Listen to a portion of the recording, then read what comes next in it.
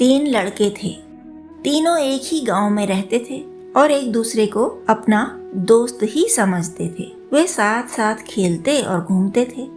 एक बार एक दोस्त ने बताया कि जंगल के बीच आम के पेड़ में बहुत स्वादिष्ट और बड़े बड़े आम लगे हैं। तीनों ने अगले दिन जंगल में जाने की योजना बना ली। स्वादिष्ट रसीले आम खाने के चाव में वे अगले दिन झटपट चल दिए जंगल की ओर। अभी वे पेड़ के पास पहुंचे भी नहीं थे कि दूर से एक बड़ा सा भालू आते दिखाई दिया। अब तो तीनों की दशा देखने लायक हो गई। हे भगवान, मारे गए, अब क्या करें? डर के मारे एक ने कहा। दूसरा बोला, हमारे घर वालों को पता भी नहीं कि हम कहाँ हैं। यह भालू हमें मार डालेगा और हमारे परिवार हमें खोजते ही रह जाएंगे। तीसरा बोला, समय बर्बाद न करो, चटपट सामने वाले पेड़ पर चढ़ जाते हैं।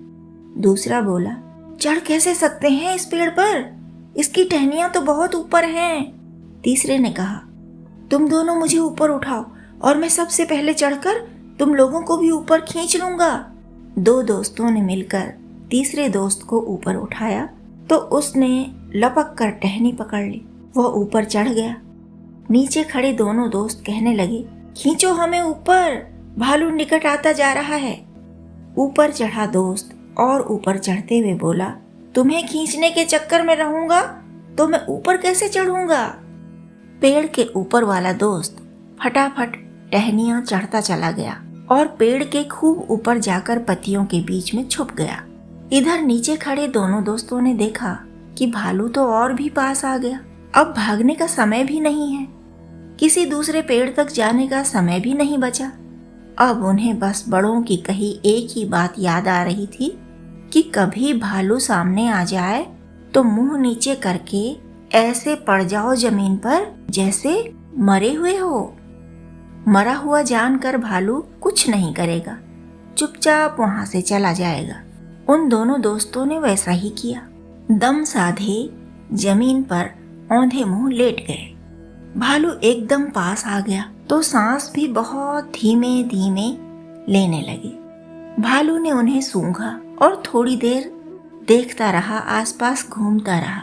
वे हिले डुले भी नहीं तो भालू ने समझा मरे हुए हैं और वह धीरे धीरे आगे बढ़ गया। जब भालू खूब दूर चला गया तो वे दोनों दोस्त उठे और अपने गांव की ओर लौट गए। जो ऊपर चढ़ा हुआ दोस्त था, थोड़ी देर में वह भी दौड़ता दौड़ता हाँफता हाँफता उन दोनों के पास आ गया और बोला, भालू ने तुम्हारे कान के पास मुंह किया था, उसने तुमसे क्या बोला? एक दोस्त ने कहा, हाँ, उसने मुझसे कहा कि तुम्हारे जैसे लोगों से हमेशा दूर रहना चाहिए। दूसरा दोस्त बोला, हाँ हाँ, भालू ने मेरे कान में भी ऐसा ही कहा था। एक खास बात कही थी।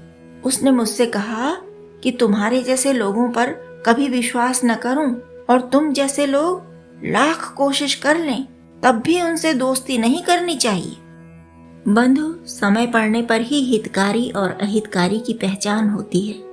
कुछ लोग इतने स्वार्थी होते हैं कि दूसरे के प्राण संकट में डालकर भी अपना हित साधते रहते हैं। ऐसे लोग आपका समय नष्ट करते हैं, आपका मनोबल तोड़ते हैं और कठिन समय पड़ने पर कभी भी काम नहीं आते। हम लाते ही रहेंगे आपके लिए आंख खोलने वाली कहानियां। आप शेयर करके अपने मित्रों को भी हमसे जोड़िए और लाइक करके, कमेंट करके हमारा मनोबल भी बढ़ाते रहिए। अभी तक हमारा चैनल सब्सक्राइब न किया हो तो तुरंत सब्सक्राइब कर दीजिए।